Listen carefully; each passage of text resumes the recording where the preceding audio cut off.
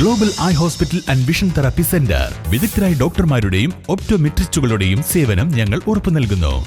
Global eye hospital and vision therapy centre. വീടിന്റെ ഓട് പൊളിച്ച് അകത്തുകയറി അലമാര കുത്തിത്തുറന്ന് 50,000 രൂപയും വീട്ടിൽ സ്ഥാപിച്ചിരുന്ന 5 CCTV ക്യാമറകളും മോഷ്ടിച്ച സംഭവത്തിൽ യുവാവിനെ മേലാറ്റൂർ പോലീസ് അറസ്റ്റ് ചെയ്തു. കീഴാറ്റൂർ ആറ്റുമലയിലെ സുജേഷിനെയാണ് മേലാറ്റൂർ പോലീസ് പിടികൂടിയത്. ഫെബ്രുവരി 15-ന് കീഴാറ്റൂർ ആലിക്കാപ്പറമ്പിലാണ് കേസിനാസ്പദമായ സംഭവം നടന്നത്. ഡോഗ് സ്ക്വാഡ്, വിരലടയാള വിദഗ്ധർ എന്നിവരുടെ സേവനം ഉപയോഗപ്പെടുത്തിയും സമീപ പ്രദേശത്തുള്ള CCTV ക്യാമറയിലെ ദൃശ്യങ്ങൾ പരിശോധിച്ചുമാണ് പോലീസ് പ്രതിയെ തിരിച്ചറിഞ്ഞത്. വണ്ടൂരിലെ ഒരു വീട്ടിൽ ഒളിവിൽ കഴിയുകയായിരുന്ന പ്രതിയെ വ്യാഴാഴ്ച പുലർച്ചെയാണ് മേലാറ്റൂർ പോലീസ് പിടികൂടിയത്.